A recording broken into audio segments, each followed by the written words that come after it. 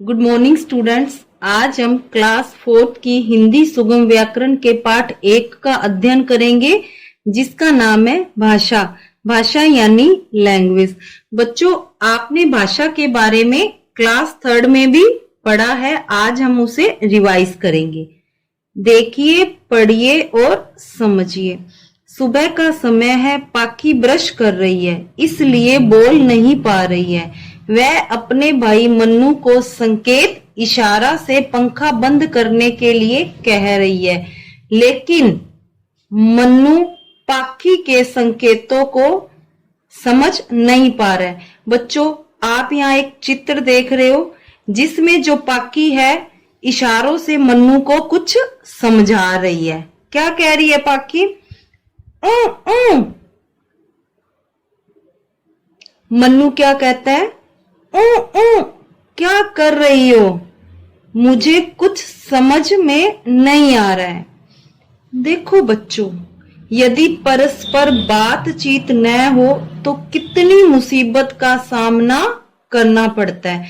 देखो बच्चों, अगर आपस में बातचीत न हो तो हम कैसे अपने विचारों को दूसरों तक पहुंचाएंगे और दूसरों के विचारों को समझेंगे? नहीं समझ सकते ना।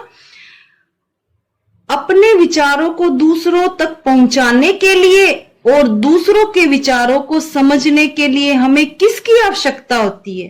किसकी जरूरत पड़ती है बच्चों? भाषा की। भाषा के द्वारा ही हम अपने विचारों को, मन के भावों को दूसरों तक पहुंचा सकते हैं और दूसरों के विचारों को समझ सकते हैं।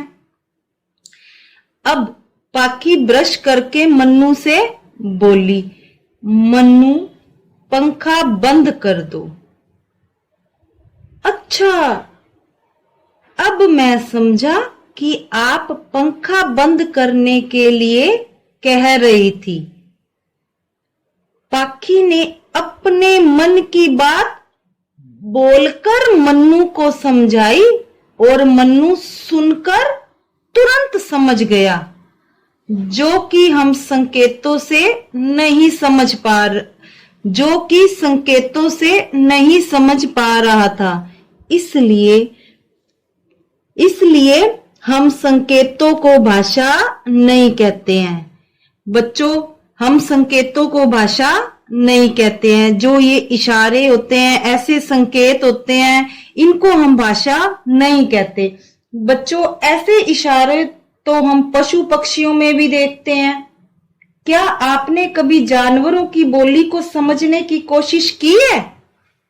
क्या हम उसको समझ पाते हैं? नहीं समझ पाते। क्यों नहीं समझ पाते?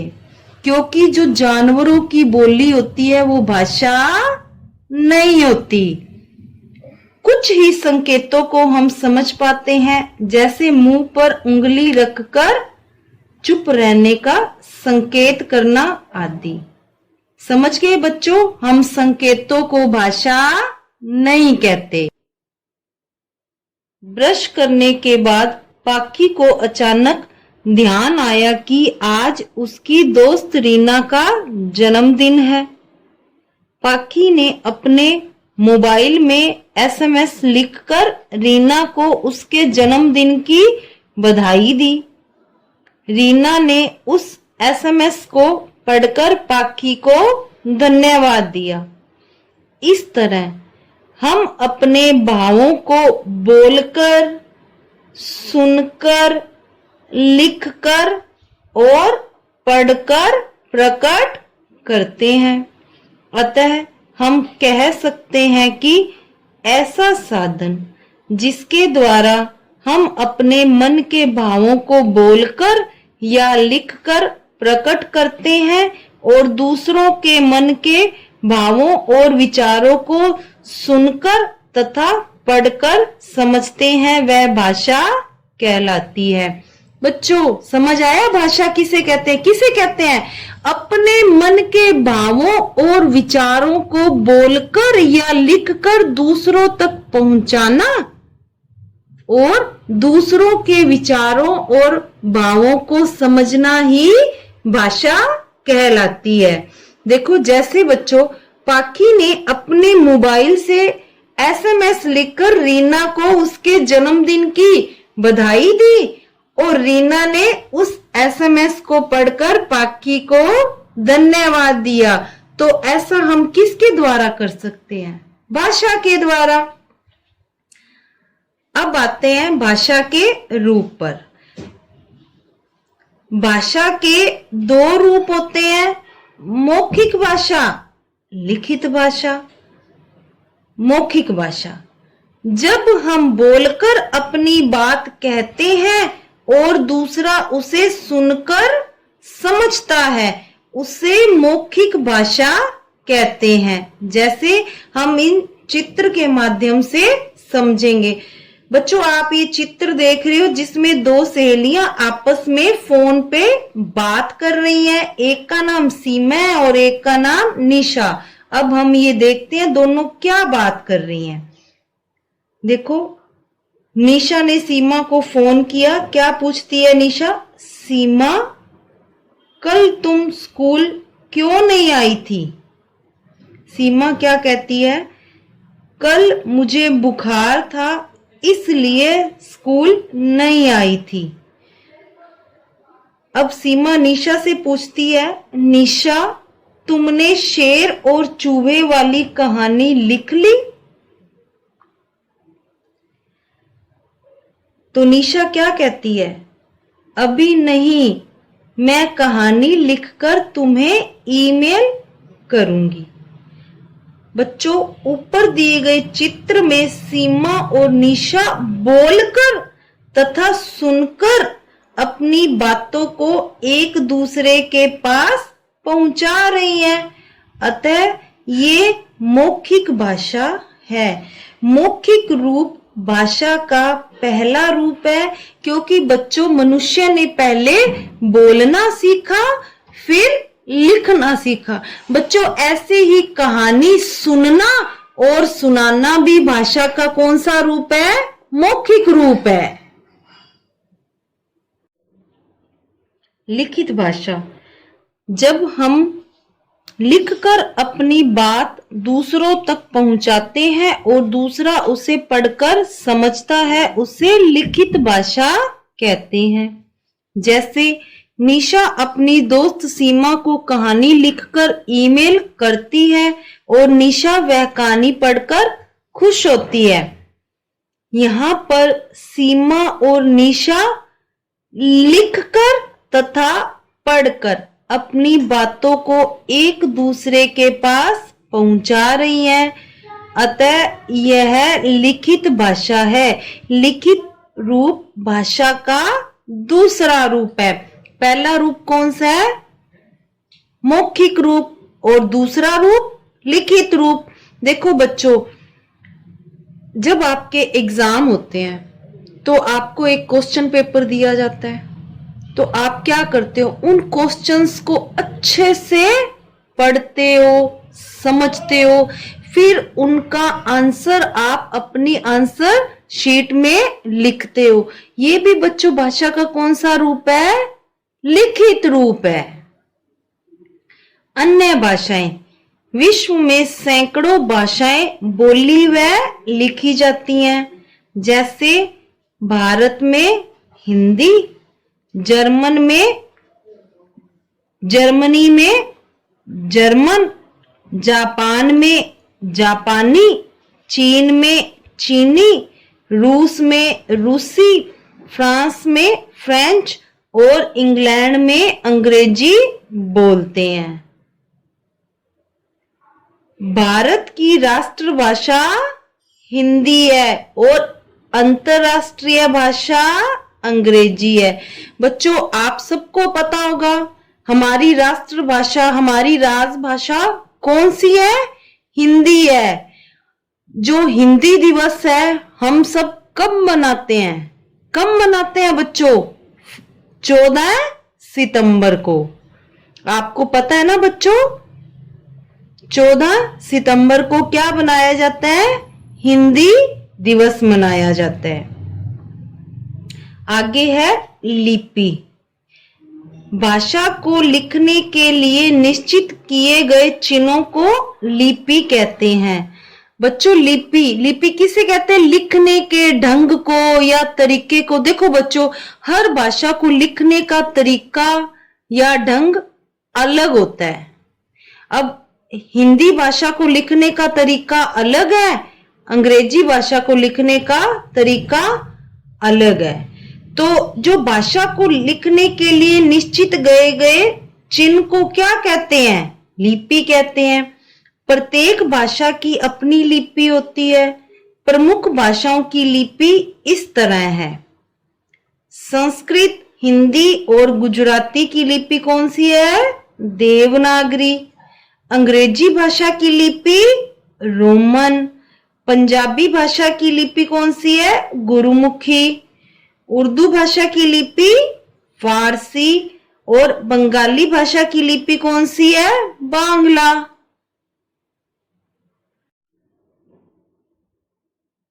अब हम पढ़ेंगे व्याकरण। किसी भी भाषा को शुद्ध रूप में बोलने, पढ़ने और लिखने के लिए व्याकरण की जरूरत होती है। अतः हम कह सकते हैं कि व्याकरण भाषा के शुद्ध रूप का ज्ञान कराता है। बच्चों, व्याकरण की सहायता से हम भाषा को शुद्ध रूप में पढ़ना, लिखना और बोलना सीखते हैं। ध्यान दीजिए, अनिल खेल रही है। यह वाक्य शुद्ध है या अशुद्ध? यह हमें कैसे पता चलेगा? कौन बताएगा? इसकी जानकारी हमें व्याकरण से ही मिलेगी। यह वाक्य गलत है। क्यों गलत है? क्योंकि बच्चों, अनिल एक लड़का है, लड़की नहीं। इसलिए शुद्ध वाक्य होगा अनिल खेल रहा है। ऐसे ही बच्चों, अगर एक वाक्य मैं आपको और बताऊंगी, अब मैं आपसे कहूं सीता जाता है। अब बच्चों आप बताओ, यह वाक्य सही है या गलत? बताओ, यह वाक्य भी गलत है। क्यों गलत है? क्योंकि सीता एक लड़की है, लड़का नहीं। इसलिए शुद्ध वाक्य क्या होगा? सही वाक्य क्या होगा? सीता जाती है। बच्चों, इस प्रकार व्याकरण से ही संज्ञा, सर्वनाम, लिंग, वचन आदि अशुद्धियों को शुद्ध करना हम सीखते हैं। किसके द्वारा सीखते हैं हम? व्याकरण के द्वारा। बच्चों, व्याकरण ही हमें बताता है क्या शुद्ध है और क्या अशुद्ध है। व्याकरण एक शास्त्र है। यह हमें शुद्ध बोलने और लिखने के नियम सिखाता है। हिंदी, उर्दू, बांग्ला, मलयालम प्यार का भाव जगाए भाषा, मौखिक कभी लिखित हो जाए, मन की बात बताए भाषा। बच्चों, अब आज हमने इस पाठ में जो भी सीखा है उसे मैं फिर दोहराऊंगी। सबसे पहले क्या हमने सीखा? भाषा किसे कहते हैं? किसे कहते हैं? अपने विचारों और भावों को दूसरों तक पहुंचाना और ग्रहण करने का साधन क्या है? भाषा है। भाषा के दो रूप होते हैं, मौखिक भाषा और लिखित भाषा। मौखिक भाषा में विशेष क्या होता है? बोलना और सुनना। लिखित भाषा में विशेष क्या होता है? लिखना और पढ़ना। हिंदी हमारी राष्ट्रभाषा है, अंग्रेजी अंतरराष्ट्रीय भाषा है। लिखने के ढंग को लिपि कहते हैं। व्याकरण भाषा के शुद्ध रूप का ज्ञान कराता है। बच्चों, हमने पाठ 1 भाषा पढ़ा और समझा। अब हम इसकी बुक एक्सरसाइज करेंगे। प्रश्न 1, दिए गए वाक्यों में सही या गलत का निशान लगाइए।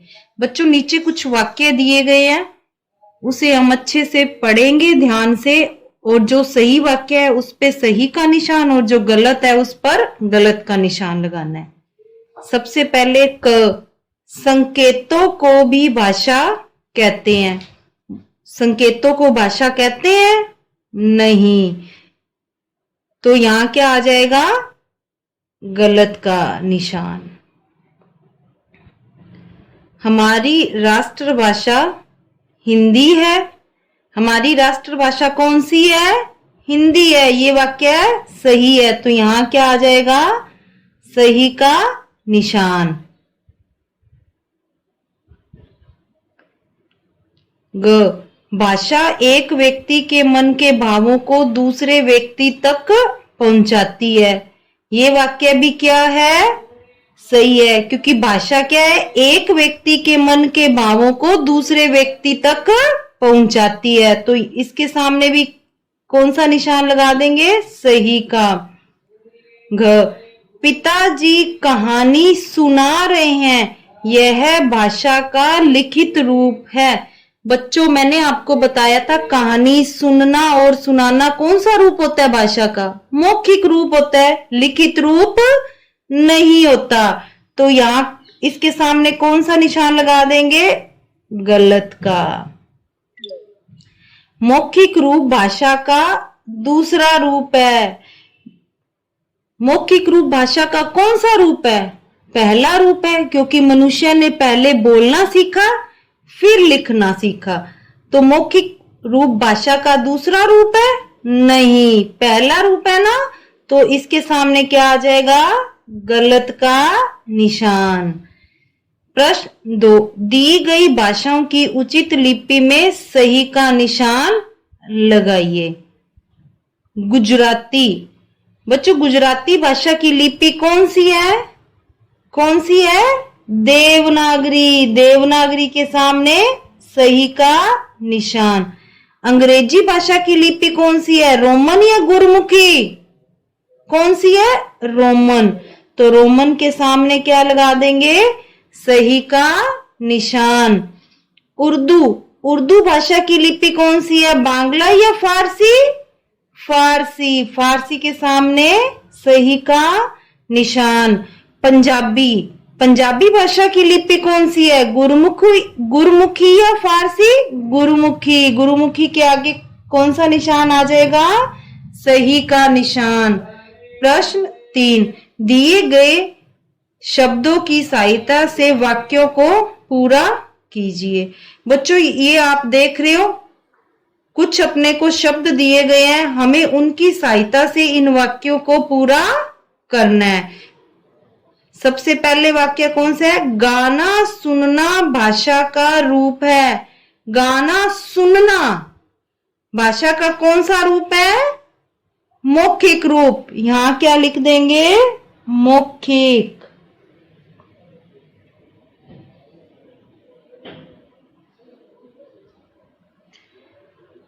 ख, मन के भावों को डैश या डैश प्रकट करते हैं। मन के भावों को बोलकर या लिखकर प्रकट करते हैं। यहां क्या लिखेंगे? बोलकर या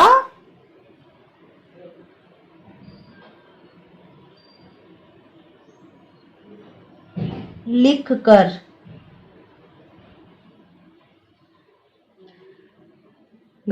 जापान में भाषा बोली जाती है। जापान में कौन सी भाषा बोली जाती है? जापानी। यहां क्या लिखेंगे? जापानी। आगे है, अंग्रेजी की लिपि डैश है। अंग्रेजी भाषा की कौन सी लिपि है? अभी अभी हमने पढ़ा था, कौन सी है? रोमन।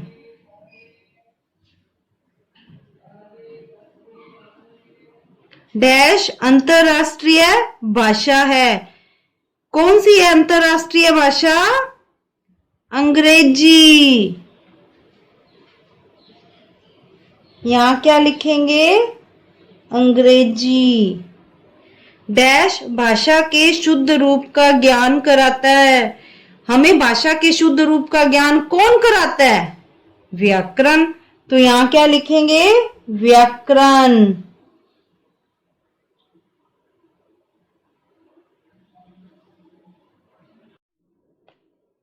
प्रश्न 4, निम्नलिखित प्रश्नों के उत्तर लिखिए।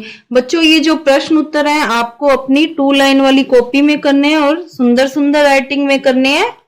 आपको मैं बताऊंगी कैसे करने हैं ये। सबसे पहले पाठ 1, फिर पाठ का नाम भाषा, प्रश्न उत्तर। प्रश्न 1, भाषा किसे कहते हैं? उत्तर, अपने विचारों और भावों को बोलकर अथवा लिखकर दूसरों तक पहुंचाने और ग्रहण करने के साधन को भाषा कहते हैं। प्रश्न 2, भाषा का दूसरा रूप कौन सा है? उत्तर, भाषा का दूसरा रूप लिखित भाषा है। प्रश्न 3, व्याकरण हमें क्या सिखाता है? उत्तर, व्याकरण हमें भाषा के शुद्ध रूप का ज्ञान सिखाता है। प्रश्न 5, बोली अनेक तरह की होती है, लेकिन हम कैसी बोली बोलकर सबको अपना बना सकते हैं? कैसी बोली बोलकर हम सबको अपना बना सकते हैं? मीठी बोली बोलकर या कड़वी बोली बोलकर? मीठी बोली बोलकर। तो मीठी बोली बोलकर के सामने भी क्या लगाना है? टिक का निशान। उसके बाद है गतिविधि। बच्चों ये आपको बुक में ही करनी है और अपने आप करनी है। बच्चे आपस में क्या बातें कर रहे होंगे सोचकर लिखिए। देखो एक नीचे एक चित्र है जिसमें कुछ बच्चे आपको दिखाई दे रहे हैं। आपको ये सोचकर लिखना है, अपने मन के विचारों को लिखना है कि ये बच्चे क्या बातें कर रहे हैं।